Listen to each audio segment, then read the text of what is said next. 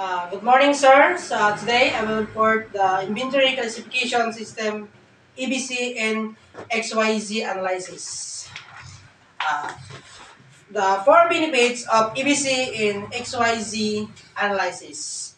Improve inventory control, prioritizing inventory based on value and demand variability allows for more efficient resources allocation and reduce the risk of stock or exercise inventory. So, dire paunsa nato ma-inventory ang ato ang stock, no? Before tagikan paunsa nato ma-improve, paunsa nato ma-control ang atong demand sa mga tao, ang value sa ato ang item nga atong gina-launch.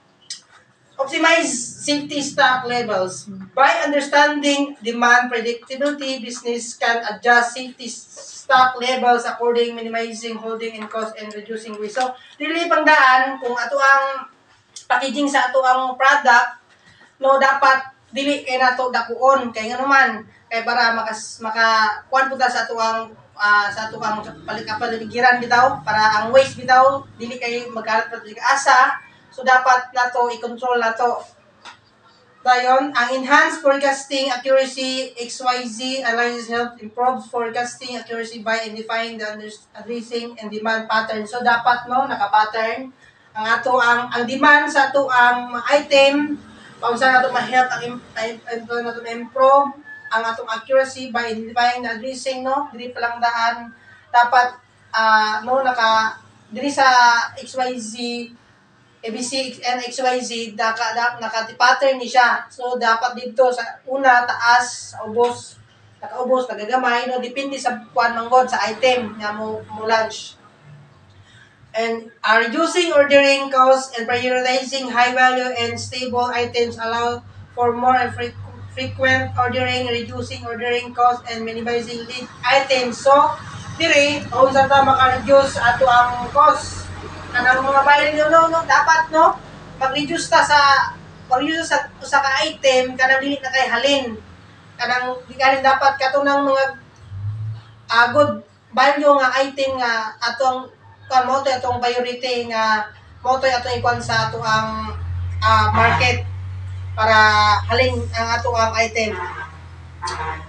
Ikaduha, improve customer service by ensuring availability of high value and frequency demand items business and can enhance customer satisfaction and loyalty. So, no, diri sa improved customer service, dapat ang atong loyalty sa atong customer dapat improve nato kay kung mamaligya mo ta og kanang product nga batik kayo, wala na loyalty ang ato ang customer. So, mubalin sila sa pikas. Ngayon, batik man atong product. So, dili pa lang daan, para na-jud ang permintahan loyalty sa atong customer, permintihon din nato ang good quality sa atong product.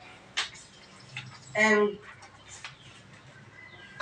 number 5, limitation of EBC and XYZ analysis. Historical data depends. Both analysis really on historical data, which may not always accurately predict future demand, particularly in violate market. So, diri pa lang daan, ang atong usual data, nagdepende sa tuwa. So, no, dapat, dili man gud nato dili man always nga ma-predict nato ang future nga demand sa ato ang sa ato di nato na ma-predict ang future. Kaya naman, wala kabalo nga ang atong product ron is kusog pa sa sunod kuan hinay na. So dili na to ma-predict, no, sa ato pag dira pa lang na sa market usab-usab man gud ang ilahang demand. Okay, then lack of dynamic adjustment. The classification can be become authentic is market condition and demand pattern, no, na daw nag-change ang pattern, nag-change ang demand sa item nato. Permente dili siya permente ka condition kay ang market manggod nagbase sila sa halinon nga product mo na mostly ilang ginakuha. And potential of bureaucracy, managing multiple categories can increase administrative overhead and complexity. Dili pa lang ang potential nato, no, kung saan nato ma-manage ang atong mga product, kung saan nato ma-inventory.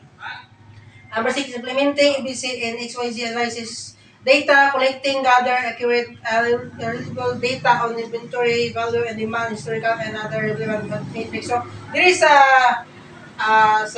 data collection, so kita mag-gather ta og data base po sa atong inventory. Kanang detail sa history sa una, so ang kato atong mga data, so mag-inventory ta, mag-gather data mo dito ang halindi kay sa una, ngayon, o ang patukayo, so mo na yung atong di na mag-inventory. So, mora ka na. Salamat po.